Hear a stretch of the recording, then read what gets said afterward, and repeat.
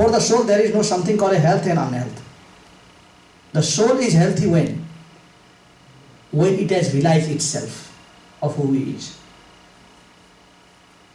So healthiest position for us, the Shastras say, is understanding that Jivera Sarupa Hoye Krishna Rati Nitya Das, that I am the eternal subservient of Krishna. This is a fact. And the Shastras say, realizing that or sabhritya. What does bhritya mean? Everything else is fault. It appears to be reality, but everything is fault. Only one thing is the fact. What is that fact? That I am the servant of Krishna. But having this material body with so much confusion, and we identify with the object. Instead of loving God, we begin to love objects. And now, ultimately, it was either love of God or love of the material things. Now, within even material things, there are divisions of what you love. Just like you are supposed to love person, you begin to love object. Okay? Instead of loving your family and using the wealth that you have, you begin to love the wealth and begin to use family. Yes, I love my money, but I like to use my wife. So now this concept of using has become such that instead of using things, we begin to love things. Isn't it? If we say that something happens in the house, that when your wife was cleaning the garage or your husband was cleaning, your children were cleaning, that you love the car so much, they came in and they bumped into the car and something was wrong, that they hit the car with some hammer or something, the car is dented. Maybe they are also hurt, but you go and fix the car before you fix them up. Because the loving of object has become such that you begin to use the things. Use the people and love the things. Now it comes a question of loving Krishna or loving this material world. So people don't love Krishna very much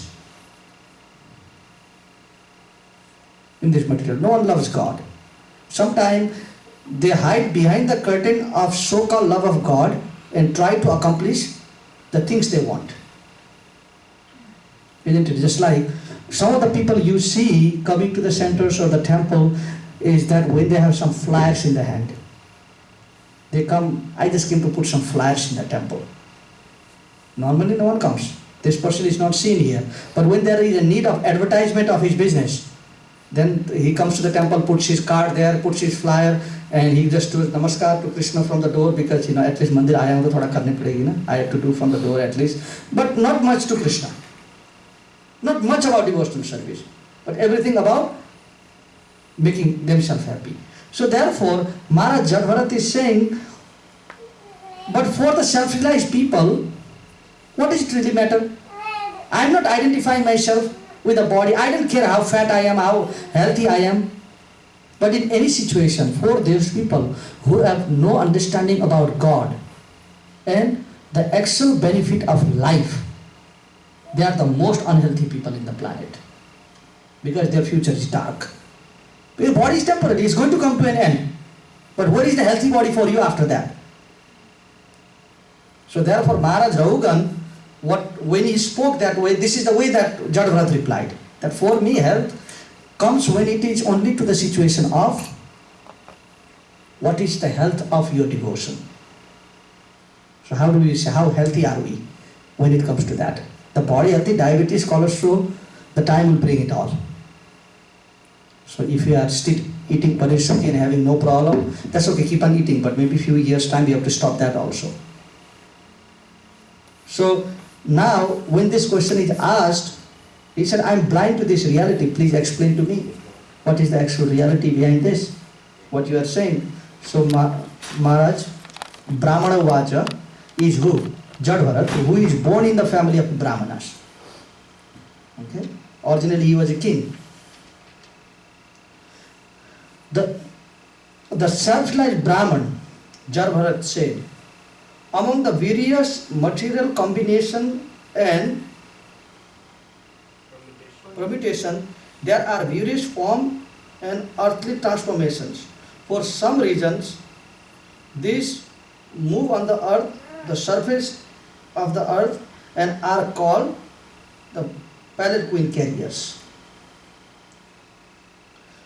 Those material transformations which do not move are gross material subjects like stone. In any case, the material body is made of earth and stone in the form of feet, ankles, calves, knees, thighs, throats, head, upon the shoulders in the wooden palanquin, and within the palanquin is so called the king, Sauvira. The body of the king is simply another transformation of earth, but within that, the body, within that body, your lordship is situated, and falsely thinking that you are the king of the state of Sauvara. Okay, so this speaks a lot here. So he's saying the carriers, there are 4 carriers. Yes, 4 people having the palanquin. What is the combination of these 4 people? Like every creation is combination of earth, water, fire, air, ether, mind, intelligence, false ego. So the body is created of the 5 elements, that is called, that goes from most gross to subtle. What creates? So first part is what? Panchabhuta. First part is earth. So earth is more gross than water. Why? Earth you can smell. There is a fragrance of the earth. Water there is no smell. Okay? So earth is more gross than the water. Then second part is water. Earth, water and fire. Water you can taste it, but fire you cannot taste. So something is lost within fire now. One thing that the water has. So earth, water, fire. Air is, the fire has a form. When it reaches to the air, the form is also lost. The air has a form. So you see how Krishna has made an order of these 5 elements. The most gross is earth. Then comes the water. Then comes fire. Then air. Then comes ether. You can feel the air now. When the air is blowing, you can feel the air, but ether you cannot. So it became the most subtle now. Then, more subtler than ether is the mind. And more subtle than the mind is the intelligence. And more intelligent, more subtle than the intelligence is the false ego. Okay? So, these 5 elements that are called earth, water, fire, air and ether are brought into motion by the help of these 3 elements. What are? Mind, intelligence, false ego. Okay? These 5 elements have any meaning when these 3 elements bring it to motion. You understand? When the mind is not focused, when person's mind is not there, he has become crazy. Even the body begins to not function anymore. Just like the mind is not there, the intelligence is not working properly. Right now, if somebody brings you a chili and gives you in the hand and say, Prabhuji, this is prasad, eat. There is a distinction power. But when the mind and intelligence is lost, sometimes the person will put anything into the mouth. Just like if a child, a year-old child, okay, everything becomes the object of the mouth. Anything. The toy, the diaper, the candy, even the stroller, anything that can come into the grab of his hand becomes the object of taste, because the intelligence is not grown for discrimination yet. You understand? So Maharaj Jagabharat is basically saying, my dear king, you tell me in reality, what is the difference? Now there are 5 elements called the earth, water, fire, air, ether that are walking in the ground in the form of your palanquin carriers. Okay? And now another combination of earth, water, fire, air, ether is in the top of the palanquin, that is you, my dear king. What is the difference? Is he talking the fact? The combination are both same. You are made of a mind, intelligence, false ego. But now, what is shaped or how it is shaped, that is important. Now, when you took birth in this world, you took birth in a very sophisticated family. Okay, your birth came to be in a very sophisticated family, although being the combination of 5 elements. Therefore, you became the person in the pallet queen. Somebody takes birth with a combination of these 5 elements, but they don't take birth in such a sophisticated family. Then they become the carriers.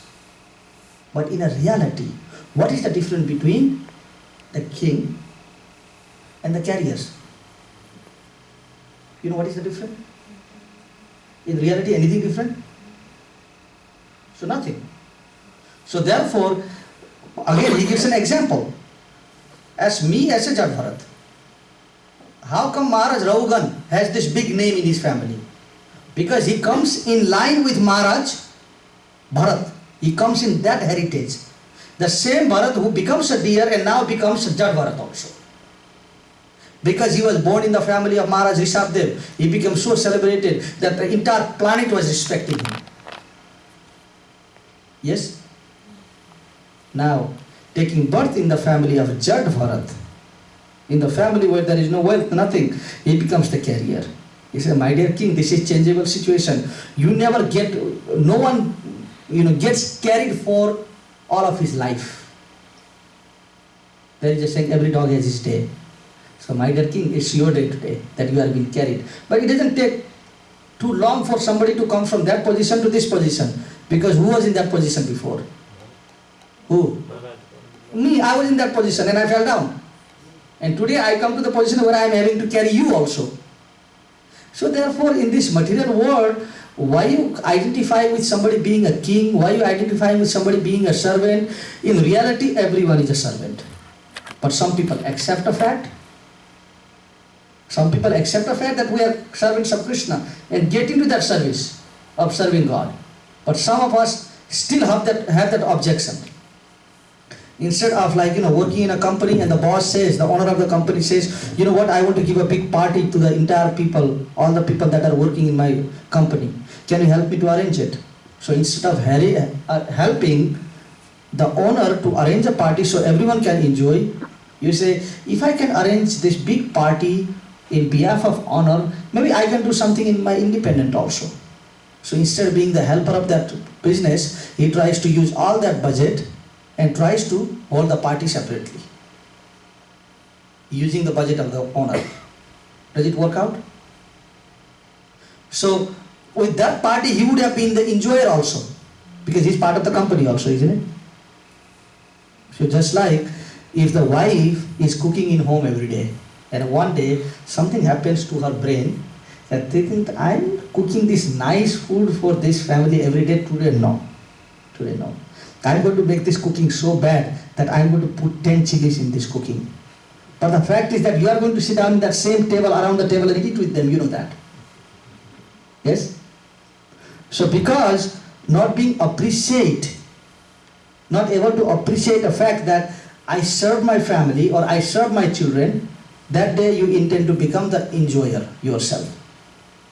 Then you created a havoc in that system. So what happens? You sit down with the family, you put a chili in order to punish your husband because he eats too much every day. So today I'm going to teach him a lesson. But you end up eating the same sabji with him. Isn't it? So any object that we enjoy in this material world, you think that we are going to get anything different? We'll have to face the damage that we have done. So better just be careful with everyone. So here, Maharaj Jad Bharat is being taught a good lesson by him.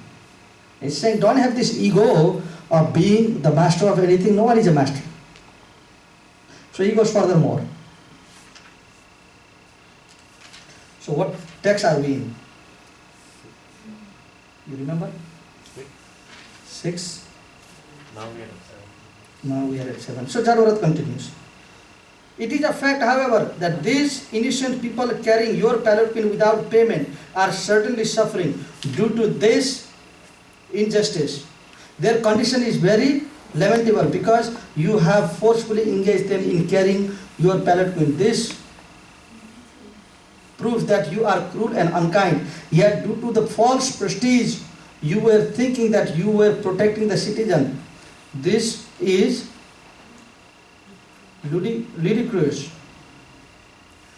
You were such a fool that you could not have been adored as a great man in an assembly of persons advanced in knowledge. So what we have is, maybe the king was in such a level that he thought it was my right, that because I am the king, it is everyone's duty to serve me. He's saying they are not even paid. Now, they must be paid because they are hired. But the thing is, he was picked up from street. Like, he never had went for a job interview, did he? That, we need a palanquin carrier of the king, so are you qualified for it? So no job interview. He said, I never wanted to come and serve you. You forced me to come and carry you. He said, you are such a cruel person that using this good citizen in your service. Is that right? So in this way the discussion goes on. I'm going to skip some.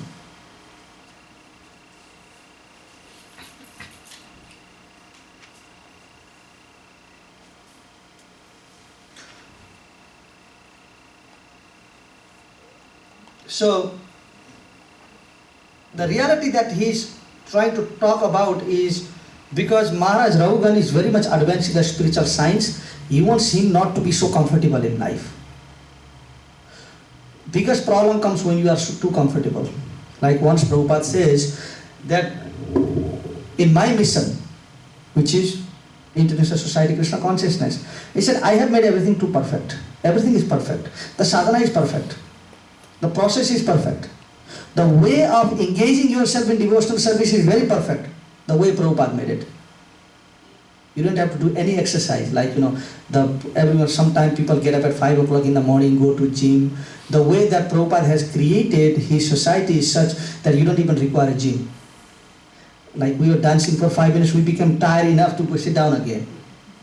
Because the process of devotional service that he has given in such a way, 4 o'clock, 4:30 in the morning is the Mangal Aarti, and there is so much dancing. I remember when I was studying in Gurukul, that every day in the morning, the criteria of getting a sweets were how much you danced. So somebody was grading you all the time. So, Prabhupada, before he left this world, he says that in Vrindavan and Mayapur, whatever sweets you get in the morning time, because there is a big sweet offerings, he said it must go to the Gurukul kids. So the school that he has opened. He said morning sweets, no one has rights. He said it must go to the children. So there was a system that he made. So since Prabhupada left, all the sweets were coming. But within even Gurukul there was some type of system that who gets the... Now there are 4 types of sweets that we get. We call the Rasmalai. Okay, 36 pieces of Rasmalai that came to our group.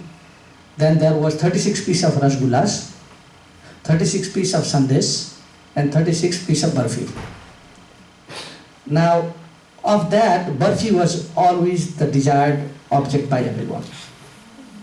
So what they would do is they would put in a group, because we are 100 of us. So they can't give Barfi every day to one guy. So the criteria was, okay, this is the group, so they divide in the group. If this gets Barfi this time, next time they have to take Sandesh. So like that there was a system. So ultimately they thought, no. Prabhupada said that the boys who are very enthusiastic in kirtans or their devotional activities, they should get the best ones. So they decided. So the criteria of that was, we had 4 teachers in the 4 side, they were just grading the children based on how high he jumped, how much he's dancing, what time of his dancing he's up in the air. So based on that, every day was a party. So in Mangal Aarti, you see when you go and stand next to the temple, the Gurukul guys, they are not, it's like, the devotees, the older devotees who go attending the service, they are sleeping almost, because they are in their chadars, they are in their sweater because it's cold, because they are not dancing. The Gurukul boys, as soon as they start, enter into the temple, the dancing begins, the jumping begins. So we are dancing so much. So by 6 o'clock, we are very hungry. Because so much exercise was done in the form of dancing. We are very hungry. We immediately need something to eat right there. So that was a Prasadam time. And around 8 o'clock, 7:30, there is Guru Puja. So again, dancing starts then. So by 8:30, we are again hungry. So every 1.5 hours, there is something that we need to eat. So the point is here, even Bhagavad Gita says that The nature of devotion is susukham kartum abhyayam. That it is always pleasure deriding, that we deride a great pleasure from it. And what does kartum abhyayam means? Susukham means pleasure. Okay? Always deriding a pleasure.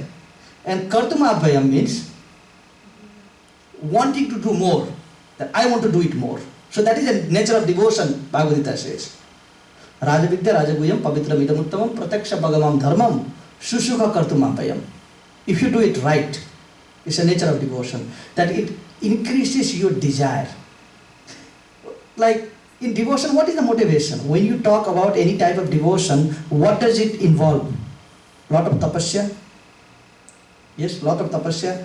If you don't have a desire from heart, who wants to get up 4 o'clock in the morning? Who? If anybody says that they want to get up at 4 o'clock in the morning by their own desire, I would say either they are mad or they are lying. It's the best time to sleep in the morning. The best sleep you can ever get is 4 o'clock, 5 o'clock. Isn't it? But how come the devotees get up?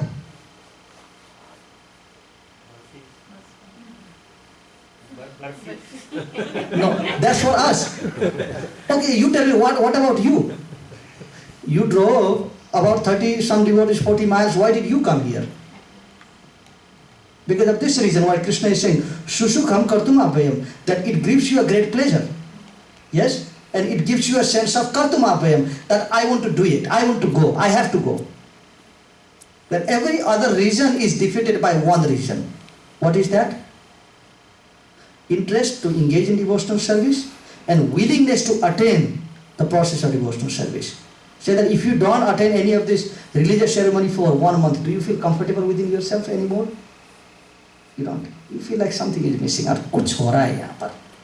Why? Because Krishna is saying this is the nature of devotion. Susukham, it brings a pleasure onto you.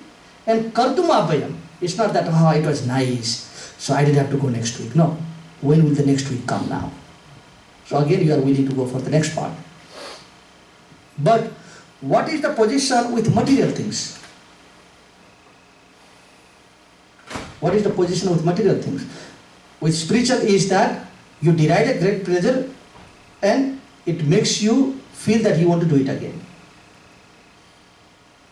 Now, with a material thing, the more you enjoy the sense gratification, the more you become tired of it. Even the best job that you like, after you travel every single day for 1 month, you feel, I wish there is a break. It's a good payment job. But the thing is, the money is the factor that is driving us. It is not a willingness to do it. Anyone wants to play with a computer? How nice you feel when you don't have to deal with a computer right now. But rather just do Sravanam, just hear about Krishna and not worry about the computer. Isn't it? You feel good about it. So the nature of the material object is that you get tired. And your body becomes more frustrated. The nature of devotion is, as you do, you are getting more energy. And hoping for the next. Waiting for the next. So therefore, the problem with Maharaj Ahugan, trying to be such a great devotee and to be a sense gratifier also, it doesn't work. What does devotion means? Chaitanya Mahaprabhu defines a devotion. He says, another name for bhakti or devotion is Vairagya Yoga Nija Bhakti Yoga. Vairagya Yoga is another name for Bhakti Yoga. What does Vairagya mean? Renunciation. More you practice devotion, more you are becoming attracted to Krishna. By default, you must be more detached to the material things. If it is not going that way, if it is not working, if we are coming to the temple at the same time we are developing more and more desire for material things, means somewhere something is going wrong. Just like you can only grab a certain amount, like I have a water glass here, okay? How many of these water cups I can hold now? Maybe 2? So after, if I want to hold the third one, what is the necessity now? I need to place something down. Isn't it? By default, I need to put something down so I can hold more. So already we occupy so much of these material desires and material unwanted things within us. Now, if we want to make any space for devotional service or Krishna or for understanding of God, what do we need to do? We need to put these material things somewhere so we can grab Krishna. You understand? So when Chaitanya Mahaprabhu says Vairagya Yoga is a Bhakti Yoga is another name for Vairagya Yoga. Just like we say when the person is religious, there are some things that are byproduct of being religious. What is it? When you say you are a devotee or being religious, what are the byproduct of being devotional? Kindness, compassionate, yes, devotion, study of the Vedic scriptures, willing to attain this type of discourse is a byproduct. So it's not that being devotional means it is just devotion independent, but rather it will produce some other qualities. Just like, what is the byproduct of hunger? What does hunger create? What does hunger create? If you are very hungry, how do you understand the symptom of a hungry man and the totally, completely filled up man? And if you can't give me the answer, I'm not sure whether any devotees are hungry here, but Prasadam time, they will be the first one to get in the line. If they are really hungry. When the food time comes, they will be the first one in the line. So, the hunger does not limit itself to hunger only. Isn't it? Doesn't let you sleep. Sorry? Doesn't let you sleep. Doesn't let you sleep. So basically, wherever there is food, the hunger drives you there. Now this is hungry for the food. There is a byproduct that, although the hunger generates from the stomach, isn't it? Where does the hunger come from? Stomach. But it doesn't remain in stomach. It comes out. Either being passionate about it. Just like, some days, if Matajis have cooked very nice prasadam, some of the days you are very picky about how the prasadam was, and some days you are so quiet, nothing is heard in the house. Why? Because you are hungry that day, anything went inside. Any day you are not hungry, there is a lot of complaint coming out. Maybe too much salt, maybe little too much chili today, maybe little bit garam masala, maybe sambar was this, maybe sambar was that. Hunger is the biggest factor that develops everything. So the hunger does not stay to the stomach, although it then generates. So the hunger of devotion comes from the heart. You see, the love generates from the heart. The hunger generates from the stomach, and you express yourself in the form of passionate, being passionate about food. Some things you won't do. When you are very hungry, if somebody says, you are very hungry, I know, but can we just clean the yard before we eat? Are you, passionate about cleaning now? That doesn't happen. So hunger means you are passionate about the food. Okay? And love means you are passionate about what? The object of your love. So if we say that we really love God, if we say we really love Krishna, you think that love is going to be in a plate of prasadam? Because I love Krishna so much, therefore I'm eating so much prasadam today. Or I'm eating so much food because I love God a lot. Yes? I'm eating so much meat today because I love the creation of God in the form of the animals. How does that sound? Is it right answer and logic? So compassionate is turning into Daya Bhute Sadaluttam, the Shastras say. That when you really say I am compassionate, you will give a rights to everyone for their life. Because you are compassionate about everyone's life. Yes? So when you say you love God, I'm sure if you really love your family and children, even they will make a joke out of you. If you tell your daughter or your son, Beta, I love you so much, Betty, I love you so much, or you tell your wife, I love you so much, but you have been saying that for last 10 years, not even one gift has ever come to the house. So how do you reply the logic of love? How do you reply the logic of love? The Shastras say the logic of love is dadati pratigrinati guyam akhyati prikshati. You reply. The Shastras say, reply kindness with kindness. When somebody is kind to you, you reply in a form of a kindness.